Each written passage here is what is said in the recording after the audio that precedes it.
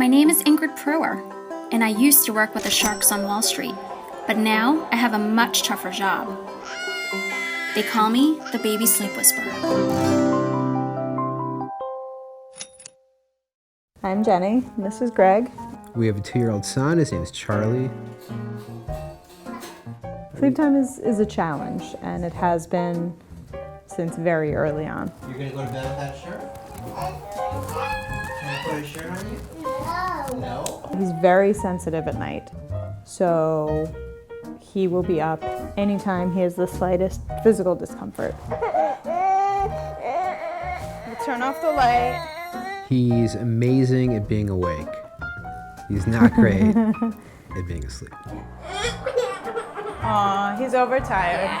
I feel like I've been tired just for 2 years.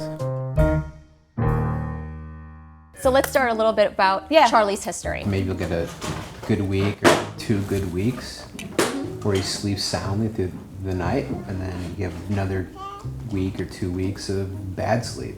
Yeah. And his bad sleep obviously affects us, gives us bad sleep. What do you find yourself kind of on a daily basis dealing with because you are sleep deprived? You know, I haven't been able to focus on myself at all. Yeah. I haven't wanted to.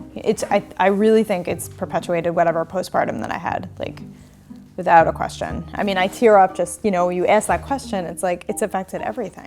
I thought this would go away after 6 months or after a year. Well, he's almost 2 now. The best way for me to help you is for me kind of to see what your routine is, and then from there I can go on and help you react to situations. How does that sound? I mean, although we're expecting. I know, February, and all going well. But second time around, usually they say you get one of each, right? So the second one will hopefully be better sleep, but if not, you'll have the tools. That's what we need. We need the tools. I think you'll be good to go. So in his room, Okay. I have a towel here on the floor because I started covering the crack just in case. We have the blackout curtains, so I have the 2 layers. I have them clipped together, and then I have it fun tacked along the sides here. He can't live in a pitch black environment. He has a nightlight, and so what I do is I adjust this chair to make sure that it's the right distance away so that it shines on the ceiling the same way every night. Because when he sits on it to play, it pushes up against the nightlight, and then that's something I think about a lot. Yeah. We have a fan on in the corner, so I angle it in such a way that it blows to here. This is what I go through, the checklist in my head. Okay, I was gonna say, I'm like, because I think it's the right temperature in here, that you don't even need the fan. Jenny seems like she's been traumatized by Charlie's bad sleep.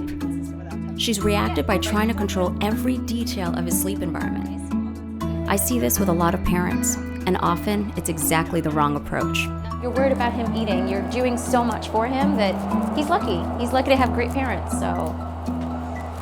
But you gotta, for your sanity, you have to start letting go. Those are not the reasons he's not sleeping well. Okay, that I can accept. So I'm gonna give just you do a your hug best.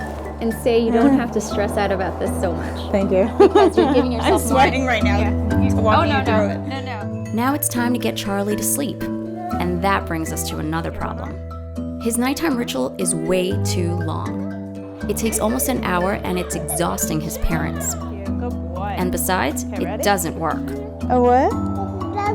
Oh, a dog party. That's right. And we say night-night to the books and to the toys, and night-night to the dogs.